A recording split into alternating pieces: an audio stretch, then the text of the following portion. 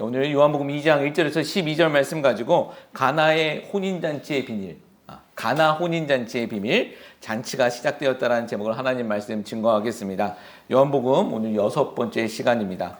오늘부터 우리는 예수님의 7가지 표적 사건을 살펴볼 것입니다. 예수님께서는 1장에서 나다나엘과 제자들을 부르시면서 이런 말씀을 하시죠. 너희가 더 큰 일을 보게 될 것이다 라고 말씀하시면서 그 큰 일에 대해서 이렇게 설명을 하십니다. 하늘 문이 열리고 예수님을 통해 하늘과 땅이 연결되는 일들을 너희가 보게 될 것이다 하고 말씀하고 계시죠.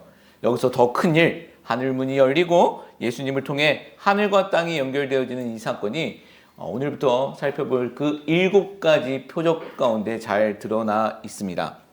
요한복음의 목적, 이 요한복음의 기록 목적은 너무나도 명확합니다. 요한복음 2장 30절 31절 말씀을 통해서 요한 사도는 이렇게 말씀하고 있습니다. 예수께서 제자들 앞에서 이치리 기록되지 아니한 다른 표적도 많이 행하셨으나 오직 이것을 기록하면 너희로 예수께서 하나님의 아들 그리스도이심을 믿게 하려 하며 또 너희로 믿고 그 이름을 힘입어 생명을 얻게 하려 함이니라. 아멘. 우리가 1장에서는 예수님을 어떻게 말씀하고 있냐면 예수님은 하나님의 말씀이시다, 하나님이시다, 그리고 생명의 빛이시다, 그리고 세상죄를 지고 가는 하나님의 어린 양이다 라고 말씀하고 있죠. 2장에서부터 등장하는 7표적은 이 예수님에 대해 오늘 요한 사도가 기록한 대로 어떻게 생명의 빛이 되고 어떻게 하나님의 어린 양이 되는지에 대해 가르쳐주고 있는 그 이야기들이 7가지 표적 속에 등장하게 되어집니다. 오늘 본문의 키워드, 오늘 본문 내용 잘 아시죠? 오늘 본문의 키워드는요, 혼인잔치와 포도주입니다. 간단히 내용은 이렇습니다.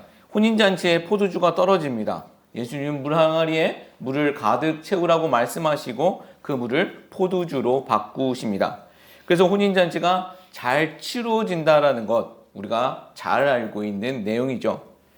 혼인잔치와 포도주, 어떻게 생각해보면 다른 기적 사건들에 비해 그렇게 신비한 사건은 아닙니다. 그런데 그럼에도 불구하고 이 사건은 11절을 보면 예수님의 영광을 드러낸 사건이라고 친히 기록하고 있으면서 예수님의 첫 번째 표적 사건이 되어집니다. 여러분, 첫 번째라고 하면 무엇인가가 중요한 의미가 있는 것이겠죠. 오늘 말씀의 제목이 가나 혼인잔치의 비밀입니다. 구속사적으로 말씀을 살펴볼 것인데요. 신앙생활 오래 하신 분들 이 본문 많이 들어보셨을 것입니다. 이 본문 들어보실 때 또 생각하시면 어떤 메시지가 먼저 기억이 나십니까? 물떠온 하인의 순종, 이런 것들 기억하실 겁니다. 이런 것도 맞습니다. 그러나 성경이 증언하고 있는 것은 그 정도의 수준이 아니죠. 생명의 빛 되신 예수님, 그리고 세상의 어린 양, 세상 죄를 지고 가는 그 어린 양을 증언하고 있는 것입니다. 요한복음의 기록 목적처럼 그 이름으로 생명을 얻게 하기 위함이 그 메시지의 주된 내용이 되어야 된다는 것이죠. 오늘 이 본문 속에서 이 혼인잔치의 포도주가 어떻게 생명을 얻게 하는 예수님을 가리키고 있는 그 첫 번째 표적이 되어진지를 살펴보길 원합니다. 소망하는 것은 오늘도 말씀 속에서 역사하시는 그 하나님을 만나길 소망하고 오늘 이 시간 우리의 삶 속에서 동일하게 은혜를 베푸시고 여전히 우리의 인생에 개입하셔서 우리의 인생의 주인이시고 왕이 되신 예수님을 만날 수 있는 귀한 시간 되시길 예수님의 이름으로 축복합니다. 그래서 요한복음의 목적처럼 생명 되신 예수님, 그리고 우리의 죄를 지고 가시는 그 어린 양 되시는 예수님을 만날 수 있는 귀한 시간 되시기를 예수 그리스도의 이름으로 축복합니다. 2가지 질문으로 오늘 이 말씀을 좀 살펴볼 것인데, 첫 번째 질문은 왜 혼인잔치인가입니다. 많은 잔치가 있는데 왜 이 혼인잔치로 예수님의 첫 표적 이야기는 시작되었는가를 살펴볼 것입니다. 오늘 본문 내용이 이렇습니다. 가나라는 동네에 혼인잔치가 벌어집니다.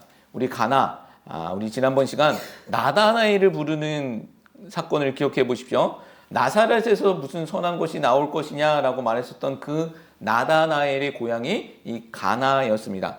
나사렛과 굉장히 인접한 동네라고 그랬죠. 이스라엘의 지도로 보면 갈릴리라는 그 이스라엘의 북쪽 촌 지역에 이 가나라는 동네도 있었습니다. 나사렛과 붙어 있는 동네입니다. 그래서 예수님이 자라나신 나사렛이나 가나 다 비슷한 동네라고 말씀드렸죠. 그곳에서 혼인잔치가 벌어집니다. 성경을 보면 예수님의 어머니인 마리아와 그리고 12절 말씀 보면 예수님의 형제들까지 초대된 것을 보게 되어집니다. 제자들과 예수님의 형제들. 아마도 예수님의 친척 아니면 매우 가까운 관계일 것이라고 추측을 해볼 수 있겠죠. 그런데 즐거워야 할 이 혼인잔치에 문제가 생기게 되어집니다. 무슨 문제입니까? 포도주가 떨어지는 문제입니다. 혼인잔치에 포도주 하나 떨어지는 것이 뭐가 그리 큰 문제일까라고도 우리는 생각해 볼 수 있겠지만, 이 성경은 2000년 전 유대 문화 속에서 쓰여진 것이 우리가 가지고 있는 성경입니다. 신약 성경은 2000년 전 그 중동 땅에서 쓰여진 것이라는 것이죠. 그래서 우리는 그 시대의 문화를 좀 아는 것이 중요합니다. 그래야지 성경을 오해 없이 또 읽을 수 있기 때문입니다. 당시 혼인잔치에서 포도주는요, 여러 음료 중에 하나가 아닙니다.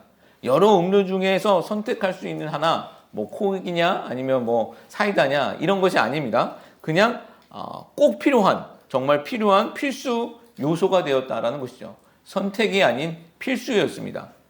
잔치가 벌어졌는데 잔치가 끝나기 전에 이 포도주가 먼저 떨어진다는 것은 그 잔치는 그 자리에서 우리 속된 말로 파토가 내어지는 그런 잔치가 될 수도 있었다라는 것이죠. 그리고 그 잔치를 주관한 호스트는 사람들에게 비난을 받을 수도 있었습니다. 손님들에게 비난을 받을 수 있었습니다. 이 당시 환경 속에서 잔치에서 손님 대접은 주인의 명예와 이름이 걸려 있었습니다. 그래서 우리가 영화 같은 거 보면 이슬람 문화권에 있는 사람들 보면 손님을 초대하고 그들에게 아주 정성 들여서 대접하는 것을 보게 되어지죠. 2000년 전 유대 당시에도 마찬가지였습니다. 손님들을 실망시키는 것은 그 호스트의 명예와 그 이름이 걸려 있었다는 것이죠. 그러게 이 잔치를 주관하고 있는 호스트는 잔치가 끝나기까지 이 포도주가 떨어질까에 대한 염려와 그 상황을 유심히 살펴보아야 했다고 합니다. 그런 상황 속에서 잔치가 끝나기 전에 이제 포도주가 떨어진 것입니다. 그러자 예수님의 어머니 마리아가 예수님께 이런 상황을 말씀을 드리죠. 그러자 예수님의 반응은 또 이렇습니다. 우리 4절 말씀 보면 이렇게 예수님께서 반응을 하십니다. 예수께서 이르시되 여자여 나와 무슨 상관이 있나이까 내 때가 아직 이르지 아니하였나이까. 예, 좀 이상하죠. 예수님의 어머니에게 하신 말씀인데 굉장히 버릇 없어 보입니다. 어머니에게 여자여라고 이야기를 합니다. 그런데 예수님이 이 마리아에게 여자여라고 쓴 이 여자여라는 호칭은 그렇게 무례한 표현은 아니었습니다. 여자에게 사용할 수 있는 존칭이었습니다. 그러나 그렇다 할지라도 당시에도 어머니에게 이 여자라는 호칭은 사용하지 않았습니다. 근데 후에도 보시면 아시겠지만 예수님은 이 어머니 마리아에게 계속해서 여자여, 여자여, 여자여라는 호칭을 사용하는 것을 보게 되어집니다. 요한복음에서는 예수님이 이후로는 마리아에게 여자여라는 호칭만을 사용하죠. 이거 왜 그러실까요? 왜 그럴까요? 이것은 공생애를 시작하는 그리스도로서 이제는 엄마와 아들의 관계가 아닌, 그렇게 사적인 관계가 아닌 공적인 관계, 그리스도와 백성됨을, 그 관계를 설명하고 있는 선언과 마찬가지가 되어집니다. 그래서 예수님은 여자여라고 말하면서 이 일은 나와 상관이 없다. 내 때가 아직 이르지 아니했다라고 말씀하고 있는 것입니다. 여기서 우리가 유대인들의 좀 결혼 풍습을 좀 생각해 보아야 하는데요. 사실 구속사라는 관점으로 성경을 보았을 때 이 결혼은요, 구속사, 이 하나님의 구원 역사에서 아주 중요한 위치에 자리 잡고 있습니다. 하나님의 인간 창조를 한번 생각해 보십시오. 하나님은 남자를 창조하시고 후에 여자 하와를 창조하십니다. 남자를 깊은 잠에 재우시고 갈비뼈 하나를 취하셔서 여자를 만드신 사건이죠. 그리고 그렇게 만드신 그 둘을 결혼시켜 한 몸으로 만드심으로 하나님의 창조를 하나님께서는 완성하십니다. 이게 성경에 나오고 있는 역사의 첫 잔치이면서 우리가 기억하고 있는 첫 혼인 예식이 되어집니다. 이것이 우리가 알고 있는 내용입니다. 그런데 성경에서 말하고 있는 이 결혼식은요, 그냥 남자와 여자가 만나 부부가 된다는 그런 의미에서 멈추지 않습니다. 그 이상의 것을 우리에게 전해주고 있습니다. 사도 바울 선생님은 결혼 이야기를 하다가 갑자기 이런 말씀을 하세요. 에베소서 5장 31절, 32절 말씀입니다.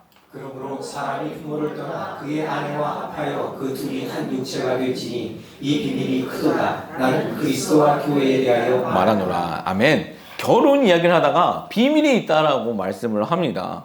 그리고 그 비밀이 무엇이냐면 결혼이 가리키고 있는 것은 사실 그리스도와 교회의 연합이다라는 것이죠. 남자와 여자의 결혼을 얘기하다가 비밀이 있는데 그 비밀이 무엇이냐? 그리스도와 교회의 연합, 그리스도와 교회의 결혼이다라고 말씀하고 있는 거예요. 하나님께서 하와를 아담에게 만드실 때 아담을 어떻게 했다라고 말씀드렸죠? 창세기 2장 말씀 보면 깊은 잠, 아주 깊은 잠에 재우십니다. 그리고 갈비뼈를 빼내어서 여자를 만드십니다. 근데 한번 생각해 보십시오. 갈비뼈를 빼내어도 깨지지 아니하는 그런 깊은 잠이 있을까요? 지금이야 마취제가 있어서 수술이 가능하지만 창세기는 모세 시대에 기록한 성경입니다. 지금부터 약 3,500여 년 전에 글로 쓰여진 성경입니다. 이때 유대인들에게 그런 깊은 잠이라는 것은 한 가지밖에 없습니다. 죽음이라는 것입니다. 죽음이라는 것이죠. 여러분, 신약교회, 우리가 몸담고 있는 신약교회, 이 신약교회가 어떻게 탄생하신 줄 아십니까? 예수님의 죽으심으로, 예수님의 그 옆구리에서 물과 피를 다 쏟으심으로 그 교회가 탄생하게 되는 것입니다. 우리가 속해 있는 교회가 탄생하게 되어지는 것이죠. 마치 아담을 깊은 잠에 들게 하신 후 갈비뼈를 취하셔서 하와를 만드실 것과 같은 것입니다. 하나님은 예수님의 죽으심으로 인해 교회를, 또 우리 성도들을 만들어 주신 것이죠. 우리가 교회가 되고 또 우리가 성도가 되는 것은 예수님의 죽으심으로부터 시작되었다라는 것입니다.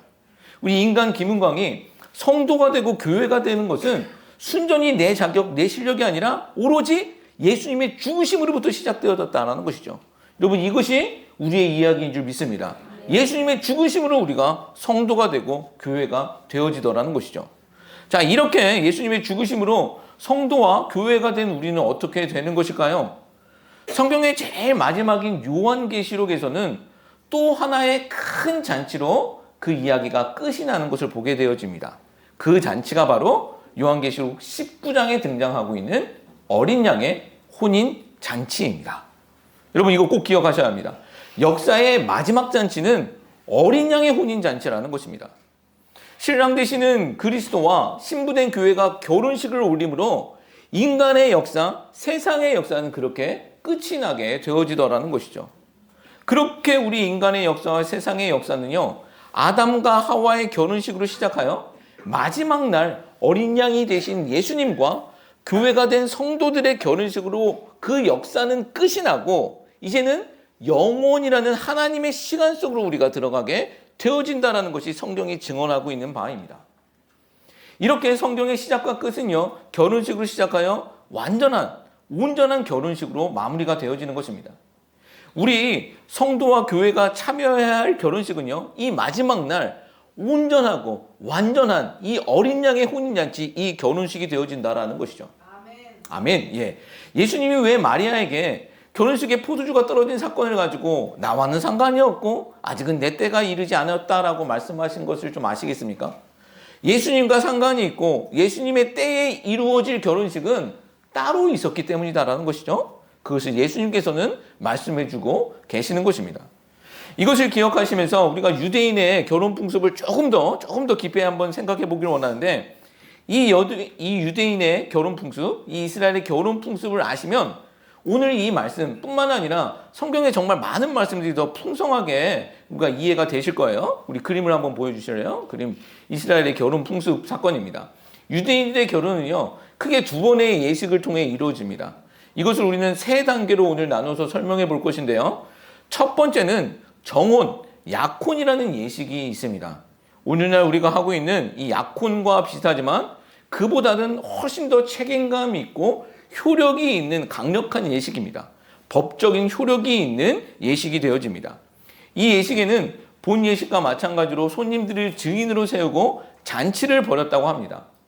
보통 신랑이 신부의 집으로 찾아가 예식을 치렀는데 이때 신부의 집에 들어가 신부의 예물값을 치릅니다.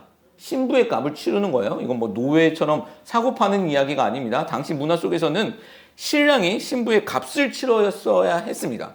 그리고 예식 마지막에 신랑은요, 그 신부에게 포도주 잔을 건네줍니다. 이때 신부가 이 신랑이 건네준 이 포도주 잔을 받아서 마시게 되어지면 그 결혼식은 이제 성사가 되어지는 것입니다. 결혼식이 시작되어진다라는 것이죠. 그리고 두 번째 단계는 신랑은 결혼이 그렇게 성사가 되어지면 그 뒤로 무엇을 하게 되어지냐? 자신이 살던 아버지의 집, 고향으로 돌아가서 신부와 함께 살 그 신혼집을 마련하게 되어집니다. 이 법적으로는 결혼이 시작된 것이지만 육체적으로는 신부와 신랑은 이제 떨어져 살게 되어지는 것이죠. 보통 이 기간이 한 1년 정도 되었다라고 합니다. 그리고 이때 신랑은요, 그 자신의 집을 마련하고 그 신혼집을 마련하기 위해 떠날 때 다시 돌아올 때까지를 기다리라고 하면서 신부에게 귀한 증표 하나를 주고 갑니다. 귀한 증표를 하나 주고 가죠. 신부는요, 그 증표를 가지고 언제가 될지 정확하게는 모릅니다. 언제가 될지는 모르지만 신랑이 돌아오기를 기다리며 신부 수업을 하게 되어지는 거죠. 순전한 신부의 모습을 갖추면서 이것저것 배우면서 살아가는 것입니다. 신부로서의 준비를 하는 것이죠. 예수님의 어머니 마리아가 예수님을 잉태했을 때가 이 시기 때예요. 이 준비기간 시대였습니다. 법적으로는 결혼한 상태였지만 육체적으로는 떨어져 있었을 때입니다. 당연히 순교를 지켜야 할 신부가 아이를 가지게 되어지는 것은 큰 문제가 되어지죠. 그래서 요셉이 조용히 파혼을 하려고 했었던 것도 이 준비기간 때에 있었던 일입니다. 자, 그렇게 신랑이 아버지의 집에서 자신과 그 신부가 살게 될 집을 만들게 되면, 모든 것을 만들게 되면, 처소를 다 예비하게 되면, 세 번째 단계인 신부에게 다시 찾아가서 신부를 맞이하고 영접하게 되죠. 이때 본 결혼식이 이때 크게 성대하게 다시 열리게 되어지면서 이 결혼식은 완성이 되어지는 것입니다. 이게 유대인들의 결혼식입니다. 그들에게 결혼은요, 우리처럼 당일 하루로 끝이 나는 것이 아니라 이렇게 한 1년 정도 넘는 모든 기간을 다 결혼식이라고 이야기를 합니다. 자, 보십시오. 그러면 한번 생각해 보죠. 이 결혼식의 이야기, 이 유대인의 결혼의 이야기가 누구의 이야기와 굉장히 비슷하지 않습니까? 누구의 사역의 이야기와 굉장히 비슷하지 않습니까? 예수님의 사역 이야기가 바로 이 이야기입니다. 첫 번째 보십시오. 신랑이 찾아와 신부의 값을 치르고 신부는 포도주를 마심으로 그 결혼이 성사된다고 말씀드렸잖아요. 이것을 예수님께서 어떻게 하셨습니까? 예수님이 이 땅에 찾아오시고 십자가에서 목숨값으로 신부된 우리를 값을 주고 사셨다라는 것이죠. 그리고 그 피를 흘리심으로 그 피를 우리에게 나눠주신 것입니다. 성도된 우리가, 교회된 우리가 그 피를 마심으로써 이제 그 결혼 예식은 시작되어진 거죠. 그리고 두 번째 단계, 신랑이 증표를 주고 집을 구하러 아버지의 집을 떠난다. 예수님께서는 우리에게 우리의 처소를 구하러 떠나신다고 말씀하셨죠. 그리고 신부된 우리에게, 신부된 교회에게 예수님께서 주신 것이 있습니다. 어떤 증표를 주셨습니까? 마가의 다락방에서, 오순절 잔치에서, 오순절 사건에서 성령 하나님을 증표로 주신 거예요. 우리 성도된 우리는 그 성령 하나님 붙잡고 예수님 오시는 날 기다리며 살아간다라는 것이죠. 그리고 세 번째는 신랑이 다시 신부를 찾으러 온다. 그리고 성대한 혼인 예식을 완성한다. 이것이 요한계시록 19장에 등장하는 이 세상 마지막 때에 있을 어린 양의 혼인잔치가 되어진다라는 것이죠. 여러분, 지금 우리는 어떠한 시점에 살아가고 있습니까? 이 3단계에서 어느 단계에서 살아가고 있는 거죠? 2단계에서 살아가고 있는 것입니다. 예수님께서는 친히 이 부분을 이렇게 말씀하시는데요. 요한복음 14장 1절, 2절, 3절 말씀이에요. 제자들에게 이렇게 말씀하십니다.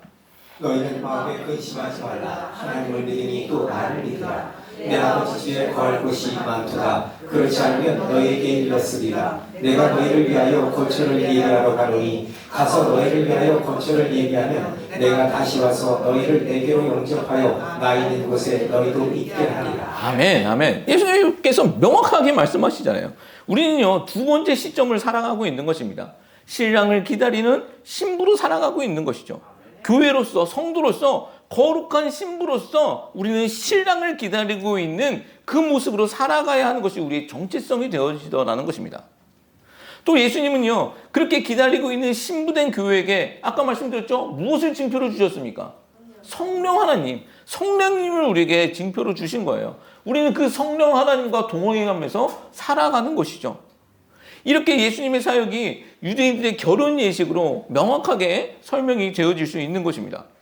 자, 다시 본문으로 들어가서 예수님은 이 결혼식이 나와는 상관이 없다. 아직은 내 때가 아니다라고 말씀하셨지만 예수님은 이 결혼식에서 그 가장 중요한 포도주를 만들어 주심으로 이 결혼식을 성사시켜 주십니다. 이 사건이 예수님의 예수님 되심을 증거하는 첫 번째 표적이 되는 것이죠. 왜 그럴까요? 이 결혼식이 바로 예수님이 우리 성도와 맺게 될 결혼식의 모형이고 또 그림자가 되어지기 때문입니다. 그래서 단지 기적, 미라클이 아니라 표적, 사인이 되어지는 거예요. 그 예수님의 결혼식, 어린 양의 혼인잔치가 목적되어지기 때문입니다. 이 가나의 혼인잔치를 설명할 때 보통 두 가지 의견이 있어요.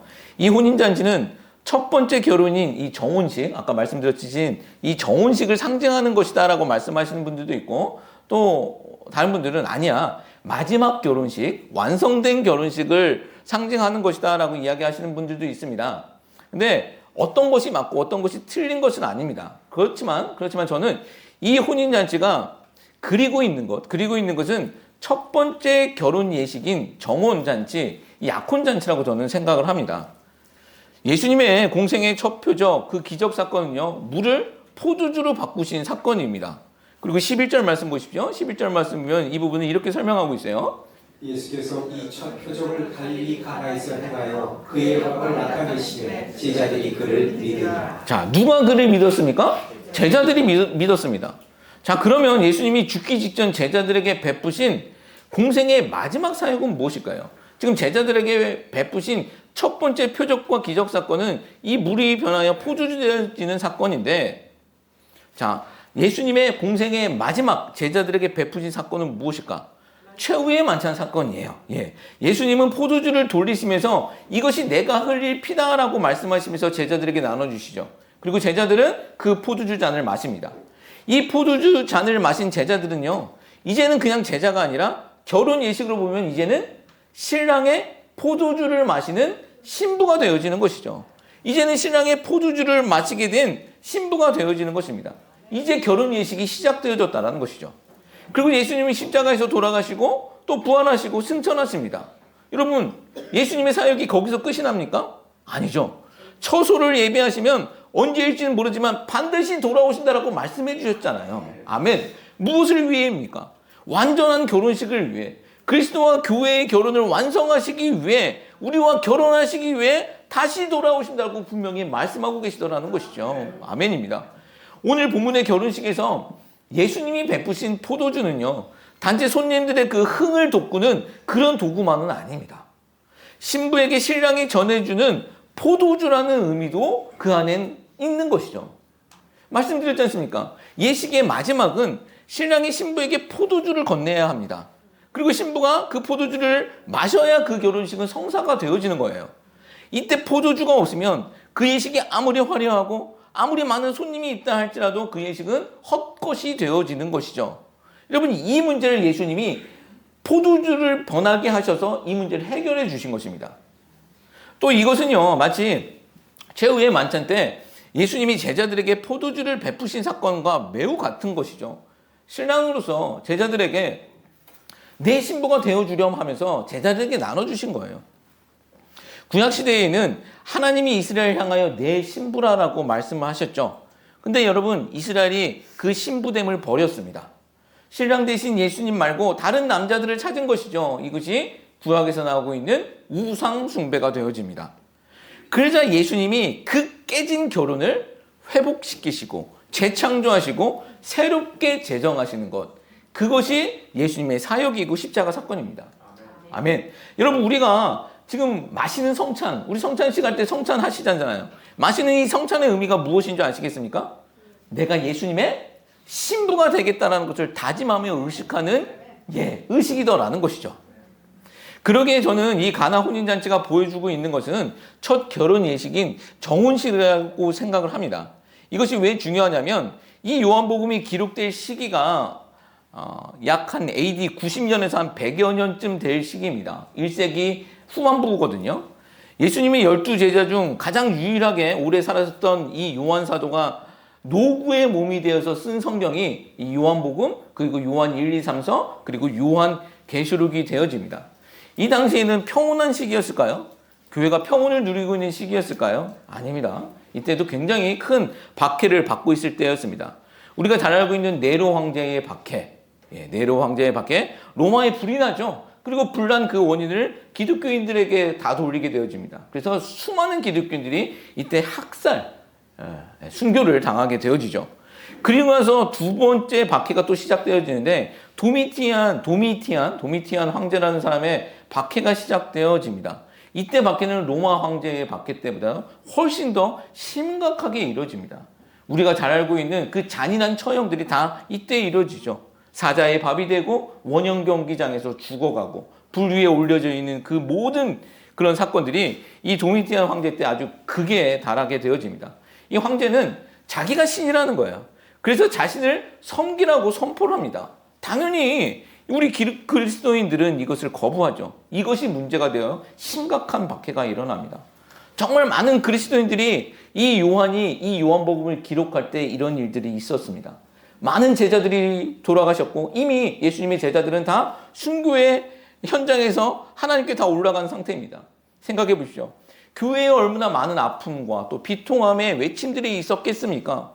지난주 함께 드렸었던 성도들이 오늘 예배를 못 드립니다. 그건 어떻게 된 것이냐? 다 순교 당한 것입니다.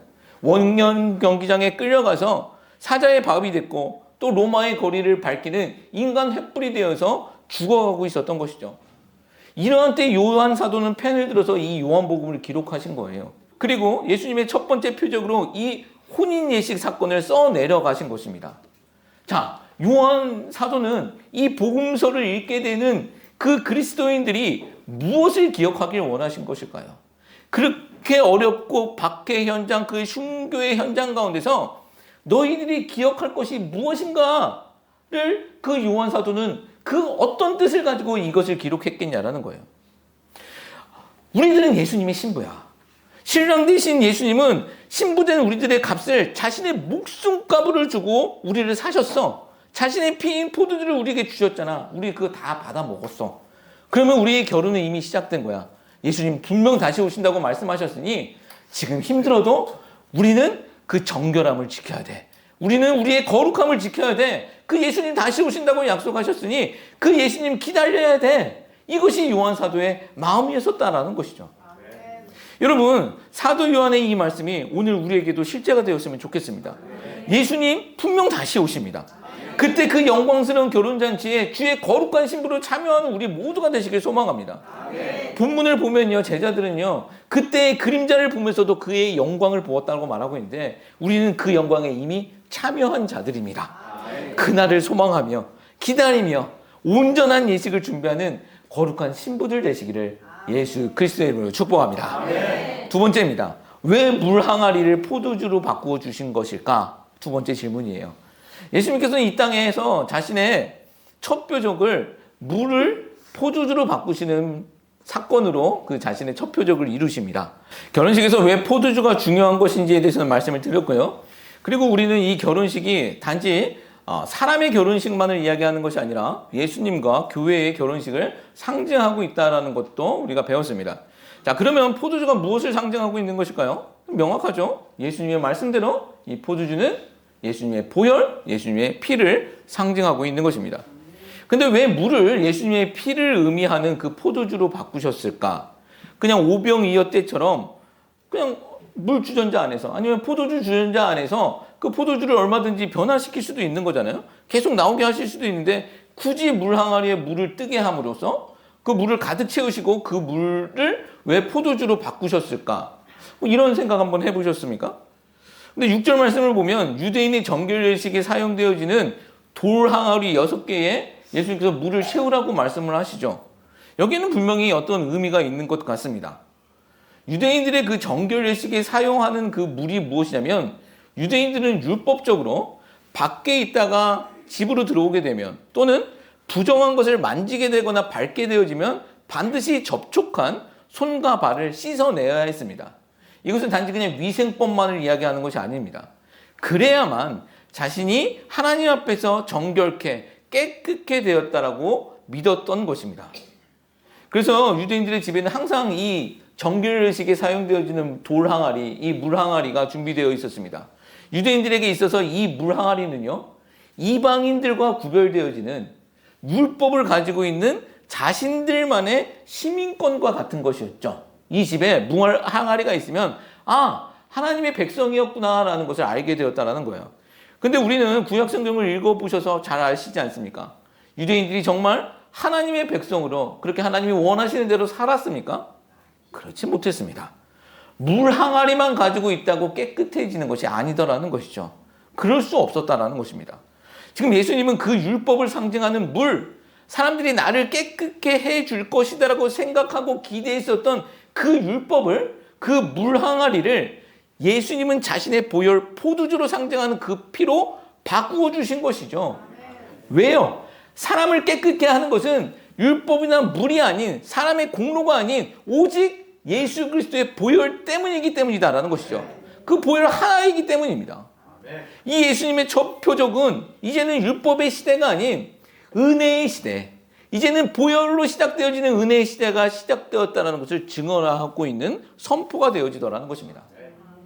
요한복음 2장에서는요, 크게 두 가지 사건 등장하고 있거든요. 오늘 읽었었던 이 가나 혼인잔치가 등장하고, 다음 주에 살펴볼 성전 정화 사건이 2장 후반부에 등장하고 있어요.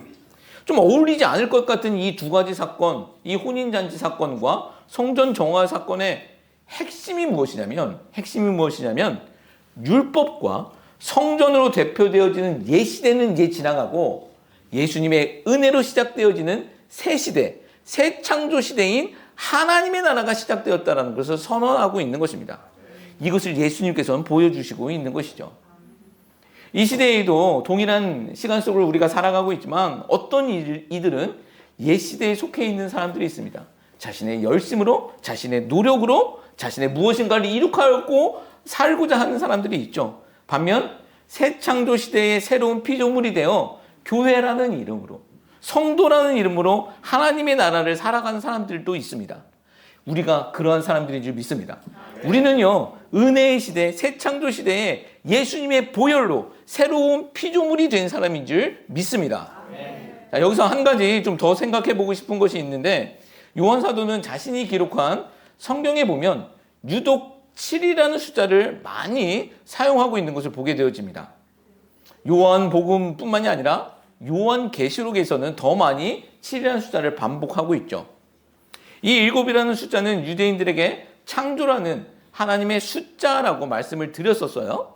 근데 이 물 항아리의 개수는 몇 개입니까? 6개입니다. 그냥 물 항아리로 끝이 나면 6개든 5개든 별 상관이 없을 것 같은데, 예수님의 보혈인 포도주로 변하게 되어지는 사건인데 왜 7이 아니고 6일까요? 6은 유대인들이 싫어하는 숫자입니다. 요한 사도가 요한계시록에서도 짐승의 숫자를 666으로 표시하고 있죠. 이 6이라는 숫자는 하나님의 7이라는 숫자에서 하나 빠진 숫자예요. 하나님을 흉내내고자 하는 사람들, 그 짐승들의 흉내내는 숫자입니다. 그래서 유대인들은 이 6이라는 숫자를 싫어합니다. 근데 포도주로 바꾸신 사건에서 왜 이 항아리, 중요할 것 같은 이 항아리가 6개만 등장하고 있는 것일까요? 후에 요한계시록을 우리가 공부해보는 시간이 있겠지만, 요한계시록에서는 7인, 7나팔, 7대접이라는 사건이 시간 순서적으로 등장하고 있는 것을 보게 돼요. 면밀히 그 내용을 살펴보면 7번째 인의 사건이 다음 사건이 시작되어지는 첫 번째 나팔과 교차되어지고 겹치게 되어지는 것을 보게 되어집니다. 7번째 인이 첫 번째 나팔 사건과 같다라는 것입니다. 그리고 7번째 나팔 사건이 다음 사건인 첫 번째 인과 겹쳐집니다. 이게 사도 요한의 독특한 이게 전개 방식인데, 우리 이렇게 좀 이해하시면 편할 것 같아요. 일주일 동안에 우린 주일이 일주일을 시작합니다. 그렇죠? 주일이 일주일을 시작하지만 이 주일은 그 전주를 완성하는 날이기도 하죠. 7번째 날입니다. 그러면서 또 새로운 주를 시작하는 한 날이 되어진다는 거죠. 7이라는 의미가 그런 의미가 있는 거예요. 즉 7이라는 숫자는 이번 사건의 완성이면서, 지나간 사건의 완성이면서 다음 것의 첫 번째가 되어진다는 거예요. 그냥 7은 그냥 숫자가 아니라 완성이라는 뜻을 가지고 있으면서도 다음 새로운 것을 시작하고 있는 희망찬 숫자가 되어지는 것이죠. 여러분 이해가 되시죠? 자, 본문 첫 말씀인 1절은 어떤 단어로 시작되어지냐면 사흘째 되던 날로 시작된다라고 지난번에도 한번 말씀드렸어요. 1장에서는 이튿날, 이튿날, 이튿날이라는 단어가 3번 등장하고 있다고 말씀드렸죠.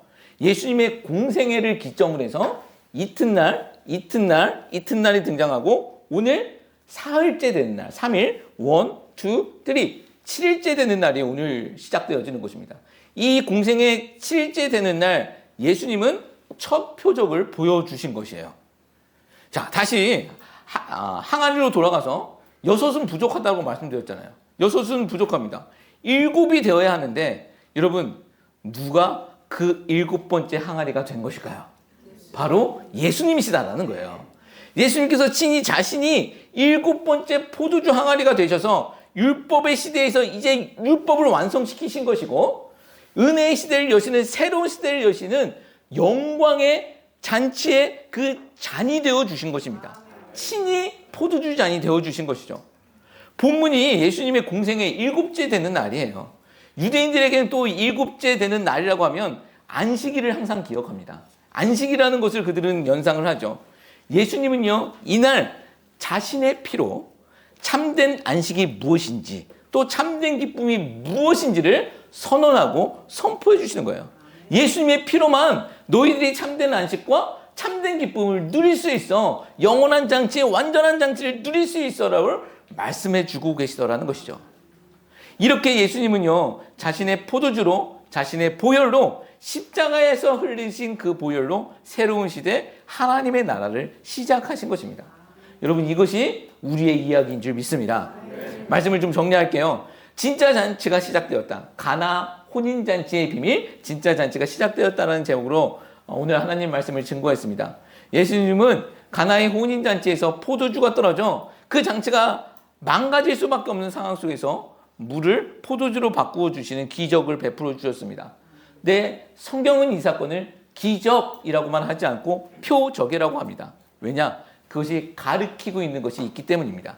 이것을 오늘 우리가 2가지 질문으로 살펴보았죠. 왜 혼인잔치인가? 혼인잔치는 그냥 사람의 결혼 이야기가 아니었기 때문입니다. 이것은 우리의 이야기입니다. 성경에서 말하고 있는 결혼, 혼인의 실체는 그리스도와 교회의 결혼 이야기입니다. 인간의 역사는 결혼잔치로 시작하여 어린 양의 혼인잔치, 마지막 결혼잔치로 끝이 납니다. 오늘 우리는 그 결혼잔치 사이에 있는 것이죠. 그 결혼잔치 사이에 있는 것입니다. 예수님은 신랑으로서 신부된 우리에게 자신의 포도주를 주시고 다시 오신다는 징표로 성령 하나님을 보내주셨습니다. 우리가 그리스도인이 되었다는 것은 오늘날 우리가 성도가 되고 교회가 되었다는 것은 우리가 그 주의 신부가 되었다는 것을 의미하는 것이죠. 오늘날 우리는 신랑 되신 예수님을 기다리고 있는 신부다라는 것입니다. 이미 우리는 혼인잔치에 참여한 주의 신부들이다라는 것이죠. 여러분 그렇다면 우리가 해야 할 것은 무엇일까요? 거룩한 신부로, 순결한 신부로 신랑 되신 예수님 다시 오실 날 기다리며 소망하며 준비하고 살아가는 것이 신부의 목적이 되어지더라는 것이죠.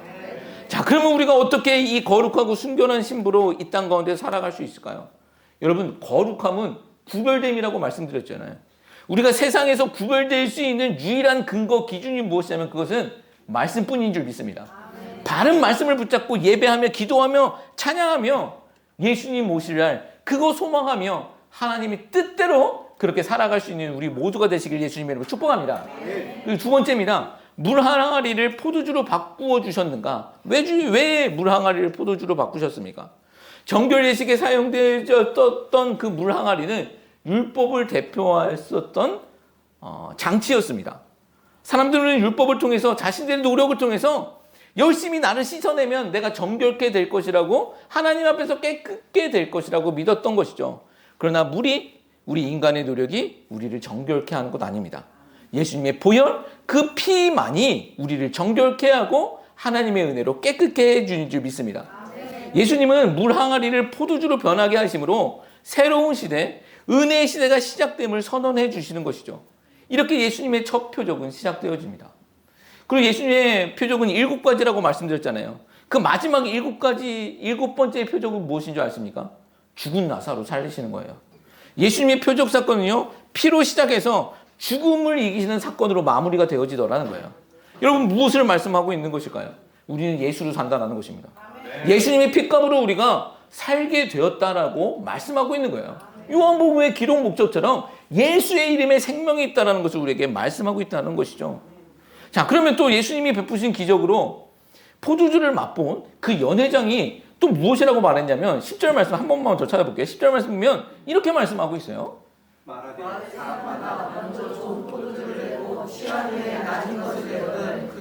지금까지 좋은 포도주를 주었도다 하느니라.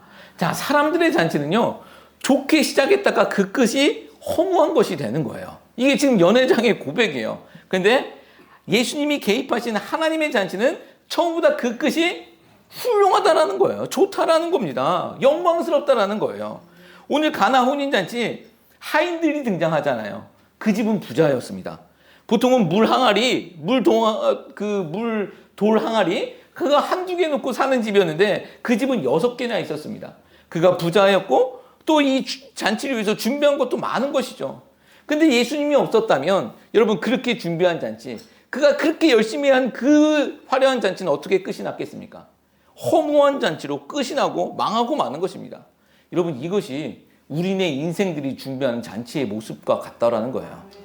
여러분 우리가 아무리 훌륭하게 준비하고 여러분 우리가 아무리 많은 준비를 할지라도 예수님이 빠지면 그 잔치는 허무하게 되어지는 것입니다. 재밌는 것은요, 요한복음 끝장인 21장, 요한복음 21장으로 끝이 나거든요. 21장의 내용이 무엇인지 아십니까? 예수님의 제자들이 열심히 물고기를 잡으러 떠납니다. 그런데 한 마리도 못 잡아요. 자신들이 어부였기 때문에 자기들이 잘하는 일을 했는데 한 마리도 잡지 못합니다. 허무하게 끝이 나고 있는 그 시점에 예수님이 갑자기 등장하십니다. 그리고 예수님이 말씀하시죠. 배 오른편에 그물을 던지라. 그 오른편에 그물을 던졌을 때 엄청난 물고기가 잡힙니다.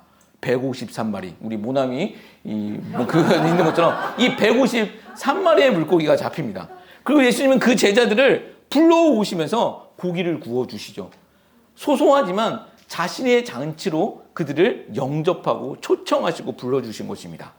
여러분 이게 예수님의 잔치라는 거예요.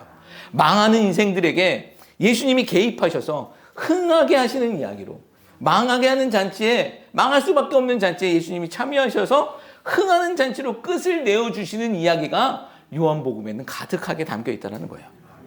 우리가 아무리 열심히 살고 또 아무리 준비하고 살아도 예수님 없는 그 잔치, 그 끝은 허무하게 되고 마는 것입니다.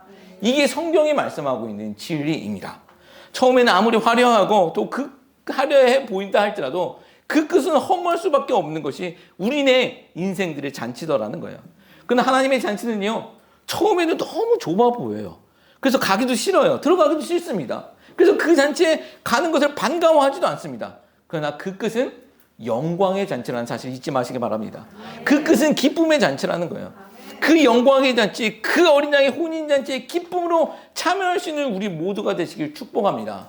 우리는 우리가 준비한 잔치, 세상 잔치가 아닌 예수님이 준비하신, 예수님이 신랑 되시는 그 어린 양의 혼인 잔치에 참여할 인생들입니다. 그날을 소망하며 기대하며 오늘도 걸어가는 그 십자가의 길을 걸어갈 수 있는, 믿음으로 걸어갈 수 있는 우리 모두가 되시기를 예수 그리스도의 이름으로 축복합니다. 네, 우리 찬양하겠습니다.